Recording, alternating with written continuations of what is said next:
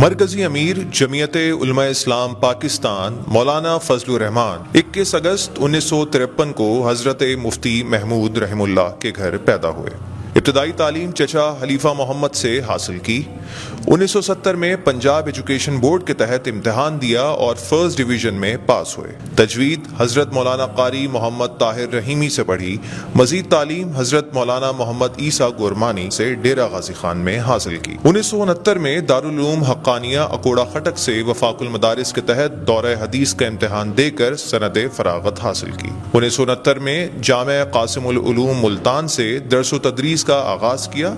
حضرت مفتی محمود رحم اللہ کے انتقال کے بعد عظیم باپ کے عظیم مشن کو پایہ تکمیل تک پہنچانے کے لیے میدان عمل میں کودے۔ 1988 میں پہلی بار رکن قومی اسمبلی منتخب ہوئے۔ 1993 میں اسلامی جمہوری محاذ کے ٹکٹ پر منتخب ہو کر قائمہ کمیٹی برائے خارجہ امور کے چیئرمین مقرر کیے گئے۔ 2002 میں مذہبی سیاسی جماعتوں کے اتحاد کے لیے متحدہ مجلس عمل بنائی اور قومی اسمبلی کی 2 نشستوں پر کامیابی حاصل کی۔ 2004 سے 2007 تک اپوزیشن لیڈر رہے۔ 2008 کے انتخابات میں کامیابی کے بعد پھر کشمیر کمیٹی کے چیئرمین منتخب ہوئے۔ 2014 میں اس وقت کے وزیر اعظم نواز شریف نے کشمیر کمیٹی کے چیئرمین کو وفاقی وزیر کا درجہ دیا۔ 2018 میں مدت ختم ہونے پر اسمبلیاں تحلیل ہوئیں تو وفاقی وزیر کا عہدہ بھی آپ نے چھوڑ دیا۔ 2018 میں اپوزیشن کی جانب سے صدر مملکت کے عہدے کے امیدوار بھی رہے اور عام انتخابات میں جمعیت علماء اسلام کو پہلے سے زیادہ نشستیں ملیں۔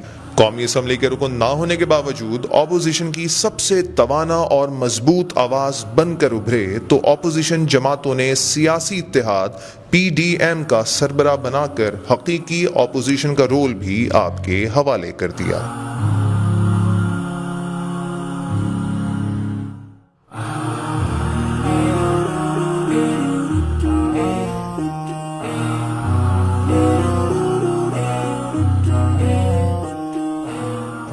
ملک میں جب بھی مذہبی طبقے پر کوئی مشکل آئی یا عوامی حق رائے دہی پر شب خون مارا گیا یا جمہوری حکومتوں نے آمریت کی شکل اختیار کی یا مذہب کے خلاف ملک کے اندر یا باہر کوئی سازش ہوئی، مولانا فضل الرحمان ہمیشہ سیسا پلائی ہوئی دیوار بن کر سامنے کھڑے ہوئے۔